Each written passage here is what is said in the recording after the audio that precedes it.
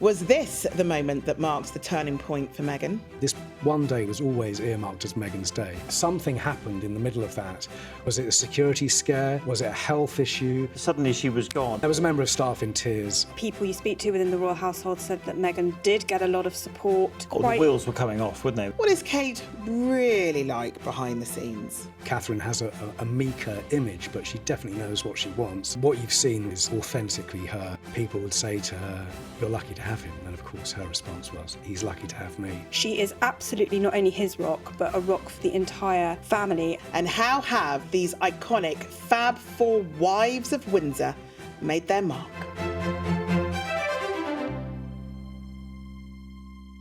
Hello and welcome to Talking Royals special summer season. We are here in the studio with Chris and Lizzie. We've also got a very special guest, and that's Channel 5's royal correspondent, Simon Vigar. The reason why you're joining us, Simon, is you've written this book, The Four Wives of Windsor, Rivalries, Influence and the Real Power Behind the Crown. So we're going to be talking about the women united by their decision to enter possibly the most famous family in the world. Yeah.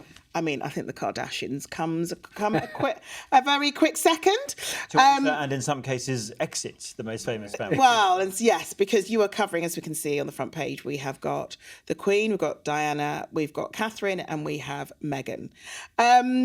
Why talk about the women? Why concentrate on them and not the men? Well, so the idea I've been kicking around for quite a long time about just having covered lots of royal tours and covered the family for 20 years, and actually going right back to the beginning of my career. I did cover one of Diana's engagements back in the early 90s.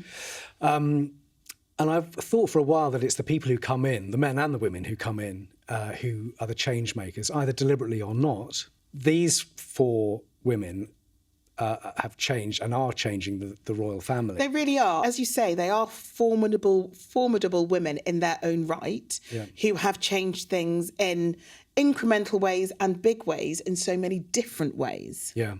And, some had years to work out whether they wanted to join the club or not. Some had months. Diana was 19 years old when she got engaged. She was the aristocrat of the four, Lady Diana Spencer. So she knew she knew one end of a hunting stick from another, but she was so young compared to Meghan. Meghan, when she got married, was older than Diana was when Diana died. And so that made her a fully formed adult. She had her own views. There were no ropes to learn. She knew what she thought. Diana was just 19 years old.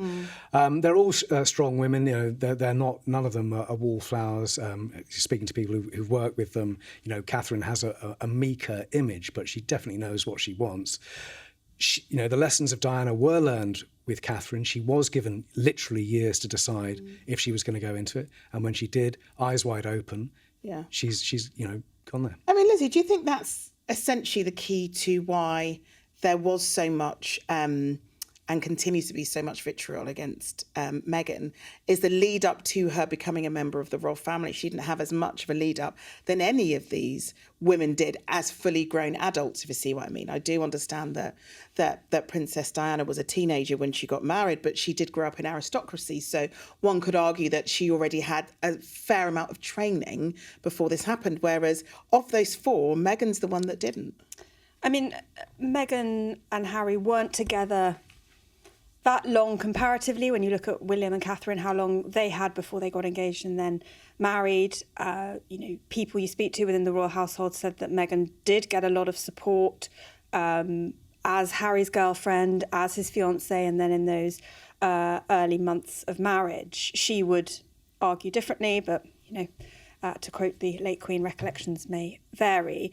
Meghan, though, Simon's right, she was older. She was 37, and therefore she had she's a strong woman, but she'd also had an established career. She had made her own decisions, made her own path in the world, and therefore coming into an institution where there are confines and there's a hierarchy, that's much harder to navigate, I think, probably when you have seen life much further on. Well, yeah, and as I said, you're a fully grown human being with life experience. And it's Meghan that you start the book with quite a personal anecdote about an unexpected incident at a royal engagement in Fiji with Meghan. Can you talk us through that? Yeah, well, that's a few months after they got married. So it was the first big tour, the joint tour for the Duke and Duchess of Sussex. And we, at 5 News, we were the pool camera, which was the close-up camera for this particular event at the market. So this day in the schedule, this big long tour, this one day was always earmarked as Meghan's day. Girls' education, female empowerment, women, business people, businesswomen. And the market, okay, it was hot. It wasn't chaotic. They had just announced that Meghan was pregnant, of course, so it may have been a health issue. But this engagement, which you're seeing now, was meant to last at least 15 minutes. And something happened in the middle of that, which just sort of pressed the fast forward button. And my cameraman, Rui, was being told, this is before that, obviously, but my cameraman, Rui, was being told to get back, get back. You see the ladies there with the UN Women branding. Yeah. Meghan definitely used to work with that charity. You see some palace staff rushing around here. So there are all sorts of stories being spun afterwards. Was it a security scare? Was it a health issue? Did she not like the fact that the UN Women branding was so prominent at this event? I know, and Chris and Lizzie know, that engagement did not go as it was meant to happen. What do you remember from it, Chris? I just didn't remember it being a lot shorter than it needed to be, and then suddenly she was gone. And we as often at these events get to it's quite a long time in advance of the actual principal. And I remember sort of wandering around. There were so many people excited that she was coming, and they'd made special things for her. And it left a lot of people extremely disappointed because she was there for about 8.5 seconds or something. I exaggerate, but then she got in the car and she was off. And as Simon says afterwards, well, what was it? Was it security? Well, there was no obvious security threat to us, but then perhaps we don't know. Was it the UN Women thing? Was it illness? No one's ever actually got to the bottom of why. I mean, it could just be that she was just overwhelmed and hadn't realised just how big and just how claustrophobic, I imagine, that situation is. Do you think that with these situations we just blame things out of proportion? That's not what we were told afterwards, though, and there was certainly pushback from the police side that this was a security incident, which is what the official brief was. And as ever, when there's sort of 3 or 4 reasons doing the rounds, you know that something's not right because no one's got the same. And there was a member of staff in tears after that as well. There were we have it written here. Sometimes it's just easier to follow the rules. My overall sense is Meghan realised it was hard work and not that glamorous. It's not about you. Is that in relation to that incident? Oh, it certainly includes it, yeah. I mean, that's from someone who was working very closely with them at that time. Recollections definitely vary. Help was offered the whole time, and it was rebuffed or ignored, and that's obviously not how Harry and Meghan remember it. But if the charity angle has any truth in it at all, you cannot have Hollywood levels of PR control at a royal event. It's just not, especially in somebody else's country. It's just not up. It's not about that. She was box office. She is box office. We saw that in the very first engagement she did with Harry in Nottingham. She was brilliant at those walkabouts on that tour, and it's a crying shame that they're not part of it now. We look at the support that she was given when she joined the royal family. In those shots, you can see Samantha Cohen. Samantha used to work for the late Queen, was a very trusted member of the late Queen's team, and worked with Harry and Meghan when they first married, and she was on that tour as a support to Meghan. So you look at kind of where she was supported, and I would say that was a really clear example of that. But that was tour, that when someone that she chose to work with, or someone she was given to work with? I think it was probably someone she was given to work with as somebody that was so well trusted, liked, reliable, knew what she was doing, an absolutely safe pair of hands. But there are other moments on that trip where you can see things. When you look back, things perhaps weren't going quite. The wheels were coming off, weren't they? It was only 6 months after their wedding, and it felt like there was a lot of tension behind the scenes, and then you could tell the wheels were starting to wobble. It was like a year later on the second tour of Africa when it really came off, and when Meghan did that interview with our colleague Tom Bradby and said, "Thanks for asking if I'm okay," because no one's done that so far, and that's shortly after that they were off to Canada, and the rest is history. Yeah, there was a moment we were at an engagement in an airport car park, I believe it was. Wasn't it? And Harry it was a very long engagement, very hot, and Harry was sitting on stage under a canopy, and I remember him glaring at the media throughout, and we were standing in the absolute blazing midday It wasn't sunshine. very nice on our side either, I remember. No. It was pretty hot and uncomfortable. So, Yeah. But he was in the shade. He was in the shade. We were melting. He doesn't differentiate between the paparazzi and the rest of the media. I mean, in a way that William and Catherine do. That distinction is gone, and it's all there in his book. Yeah, but we do a lot of showing of archive on this programme, and we delve into the archive. And I think one thing which a lot of our viewers will find absolutely astonishing is the way that they had to perform as children. And yes, there can be a differentiation between paparazzi and actual media. Yes, that should happen. But also when a lot of your memories are the media rocking up to first days at school, to summer holidays with your family and stuff like that. The ski slopes. And what was the one we had a really long conversation about was William the day before his driving test, when he was filmed driving up to the doors of Highgrove, and all the cameras were there watching him. It's a circus. Yes, and it's a circus that George, Charlotte and Louis are not part of, because as I say in the book, William and Catherine have been very clear about building this big wall between what's private and what's public. So that history, that's a change. That's history not repeating itself there. OK, we get to see them at trooping. We get to see them on the big occasions. We get photos on a birthday. But actually, as somebody said to me, those kids are having a Middleton childhood. Yeah. They're not having a William and Harry childhood. Yes. And do you think that's just because you also obviously talk about Diana in the book as well. Do you feel that Kate is the next level? So you had Diana, who sort of made incremental changes in different ways, but also, as you say, she married in very young. But then you've got Kate, who spent a long time working out if this was something that she wanted, and perhaps was able to have those conversations of what she did and didn't want for their children when they come. Yeah, and she and William are completely aligned on that, and obviously she's going to have, and her parents are going to have, a huge impact on the British monarchy for decades to come. She's married to the next king and the mum of the one after that, and her parents have been very involved in their upbringing. There's a social class element to this as well. The British are obsessed with class, but we've forgotten what a huge change this is for a middle-class girl from Berkshire to now be in that position, which wasn't thinkable when Charles and Diana... people weren't very nice. I mean, the press wasn't exactly Weighty Katie, lovely. Wisteria Sisters, all of that stuff. I've forgotten Wisteria Sisters. Yeah, social climbers. Yeah. And nasty stuff about her mum as well, being air stewardess. And so incrementally, when we talk about the ways in which the royal family has changed, Catherine and the way that people have treated her, as you say, people talk about her as though that she's some shrinking violet that just does as she's told. And in this book, you talk about the fact that she is no wallflower. No, she's very clear about the role she's going to have, the charity she's going to promote, and indeed, since the cancer treatment, I think the word authentic is overused these days, but what you've seen from Catherine since then is authentically her. Public speaking has never been her thing. She didn't enjoy it, but she's had training and she's getting better at it. And those messages you see from her now are all in her own words, as opposed to being written before. And what sort of things have people told you for the book about Catherine and how she has developed and the changes that perhaps she's brought in that didn't exist before?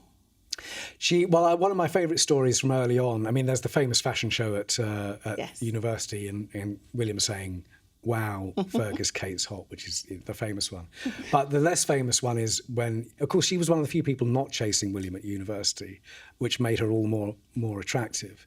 And when they finally did get together, people would say to her, "Well, you're lucky to have him." And of course, her response was, "He's lucky to have me." And there's a confidence there that isn't always obvious. She found the early stages difficult in her royal career. She obviously didn't have the training that Meghan had in terms of media and just accepting it. But that's a long-winded answer to your question. She will have profound impact on the monarchy. Yeah. You'll see even more of a double act with William and Catherine. He's hinted at the changes he wants to bring about. Even more of a double act than you see with Charles and Camilla. She's crucial to the whole thing. Lizzie, do you think we're sort of starting to see a little bit more of that confidence that Simon talks about that perhaps we haven't seen before? Do you feel like it's the next stage of her growing into what is going to become a bigger role? Totally. And I think we've also seen a little bit more of her. I was thinking when we saw the video that she posted on social media after she did it was before she did the 3 peaks, before she started climbing. And it was I watched that and I thought, this is very genuinely you. This is not scripted. This is you just off the cuff. And I thought that's a really sort of, to use the word, authentic video that she posted. I'm banning authentic. That's the last use. But when Simon talks about how she would say, well, he's lucky to have me, I really do believe that is how William feels. He feels incredibly lucky to have her. She is absolutely not only his rock, but a rock for the entire family, and has got really clear ideas on not only what she wants to do publicly and what she wants to achieve and how she wants to do that. You know, the fact that they do fewer engagements, fewer patronages, but want to have more impact, but also the way that she's bringing the children up, the fact that she wants to give them a normal upbringing, to shield them, to prepare them, of course, but also to allow them to have a normal childhood. I think she is completely influential in that. And I think when she becomes queen, we will see much more of a level team than perhaps we have in the past for the first time. Yeah, I think the role of consort has obviously changed. You know, you had Queen Victoria and Prince Albert, for example, and that was a very different kind of relationship to the one that Queen Elizabeth and Prince Philip had when they reigned together. And a lot of people called their reign a joint reign. It was not just the Elizabethan reign, but it was his as well. And then you look at the current Queen consort. I mean, for a time, in not that distant past, she was running the whole show when her husband as well as Kate were having their respective cancer treatments. So I think the role of consort is changing and is evolving, and Catherine will bring something new to it when she does get there. But she's had a lot of time to adjust, not just wedding, but post-wedding as well. And I think Camilla is a very interesting example, and Simon talks about it in the book as well, about how she's gone from being the most hated woman in Britain to being driven out of her home in the back of a car, hiding under a blanket, to quite recently being the linchpin holding the entire institution together. I would say it's one of the greatest PR campaigns that we've seen in recent history. Yeah, it was a campaign. Because that turnaround in terms of how the public feel about her has been remarkable. Yeah, there's a softening. I mean, I don't think people used to blame her for the whole mess, and I don't think they do so much now. So there's a softening of attitude there, and it has been a campaign. One person who was there at the start, he joined the staff at Clarence House, and he was told you can imagine an old courtier say, well, we don't do public relations. And this chap was thinking, we're definitely doing public relations. And slowly, very slowly, time's a great healer, just by small engagements, one-to-one, she's very strong. The warmth is obvious there, and slowly she built up her role. Prince Philip really is a sort of surrogate father figure for her. How he supported the Queen. That's how and she's completely relaxed. She's about in the middle of the popularity table. They do look at opinion polls. Well, yeah, because and she's completely relaxed with that. She knows there are some people who will never. She knows she's never going to be right at the very top because of where she used to be, and there are still people who blame her for the famous quote from Princess Diana in the now discredited Panorama. Of course, is there were 3 of us in this marriage. But I think, and particularly the work she's done on domestic violence, bringing that out of the shadows. I think we shouldn't underestimate and that ITV documentary she did, which was actually incredible, really revealing, and all those baby steps towards how a lot of the public think about her now. And previous episode, we talked about those popularity YouGov polls. Does that impact decisions that they make? Do they actually look at these popularity I think it definitely... Well, I mean, the decision on Andrew Mountbatten Windsor was obvious, I think, to most people, but they will have certainly been worried about how toxic that was for the royal brand. Something, by the way, that Catherine got straight away was that we are a brand. So yeah, they do look at opinion polls. They have their own opinion polls, and do they do their own opinion polls? They do their own opinion polls. Interesting. So yeah, they're definitely looking at it. They'll deny it, by the way. Yeah, of course they'll never admit to it, but of course because actually the royal family exists on the basis of the permission of the people for it to be there. And if it didn't have that kind of implied permission, then what's the point? Yeah. We might as well just scrap the whole thing and have an elected head of state. Yeah, we did get rid of them once in the 1660s, and we let them come back.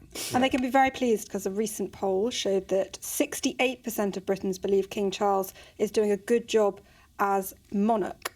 So they will be pleased with that, I think. Yeah. You do compare Diana and Meghan quite a lot in the book. Do you think they are at their core, quite similar people? Well, no, I don't think they're similar people.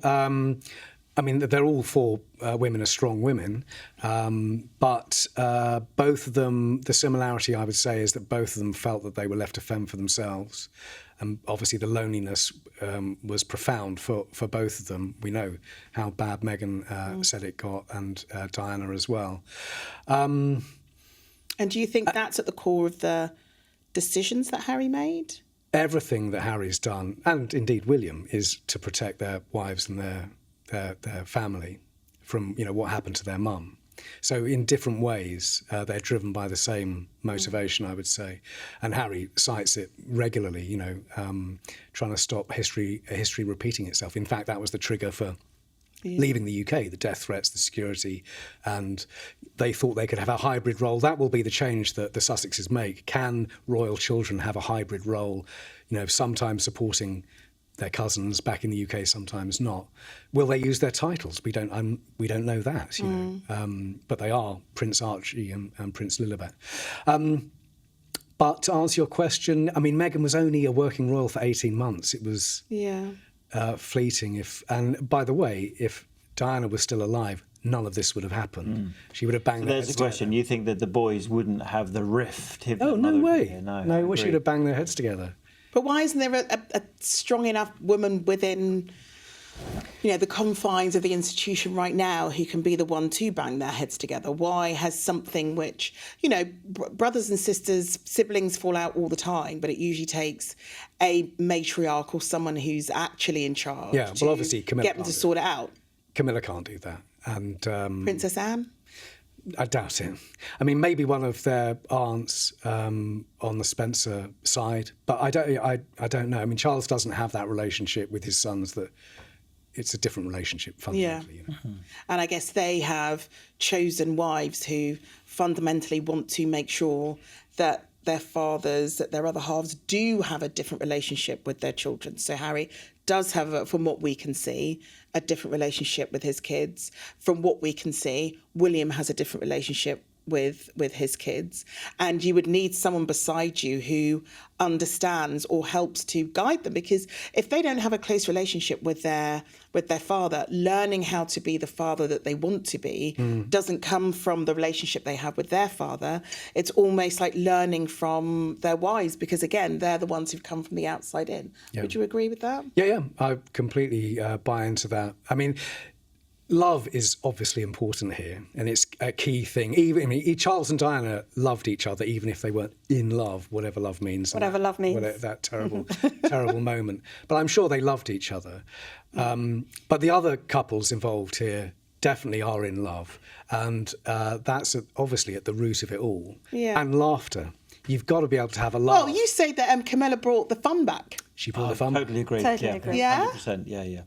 I mean, she's the one on any engagement that can find the levity. She's the one that can make her very serious husband laugh about something. She can, she kind of speaks with her eyes. Do you think that about Camilla? Yeah. Like, if she finds something really funny and she's doing her best to keep a straight face, not always successfully, but you can tell from her eyes that she's finding it really. She does have a twinkle in her eye. And that's what Charles loves. She just helps him just navigate the day-to-day in a much more humorous way.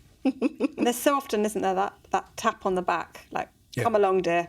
Yes. I have seen her do that Yeah. when I've done engagements. The last one was with the Loose Women at the Palace. Yeah. And Camilla's a big Loose Women fan and watches it in the back of the course. car. That's what her close protection officer said to us and whispered in our ear. The King went first.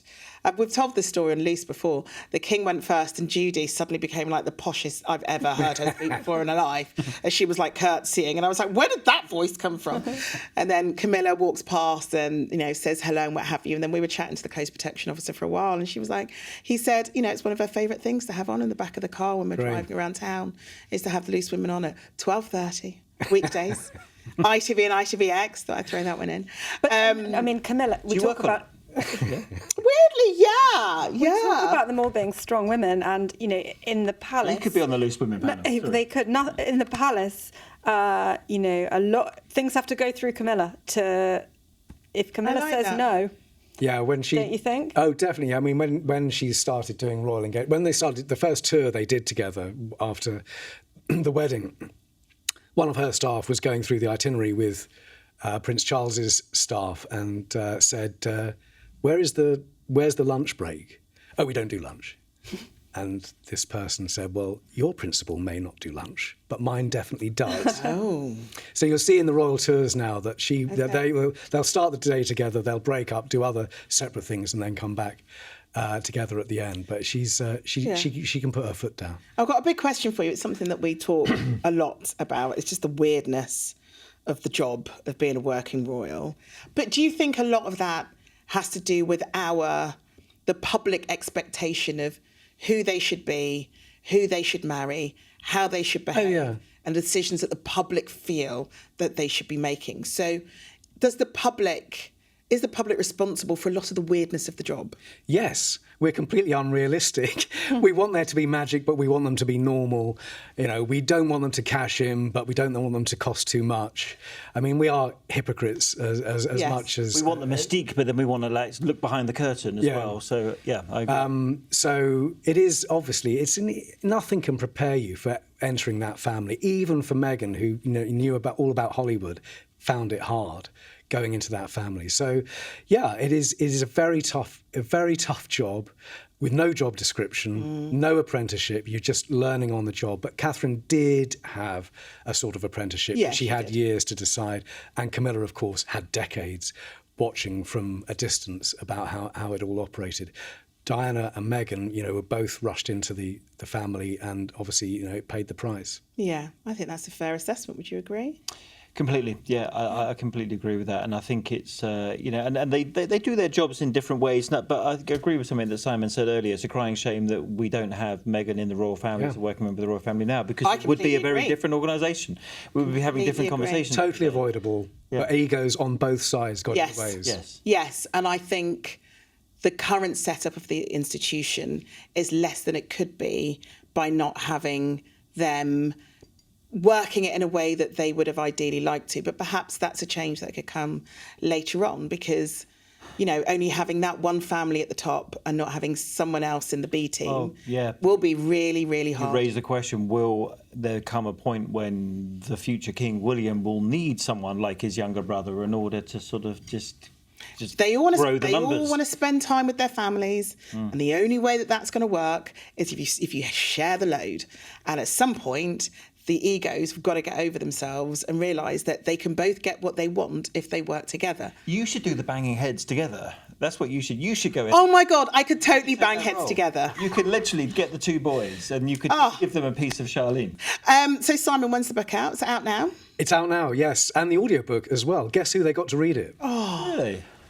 They can go to sleep with your dulcet tones in their ear.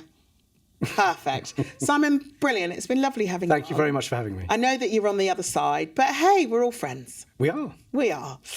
So that's it from us. Don't forget to subscribe so you never miss an episode. But for now, bye-bye.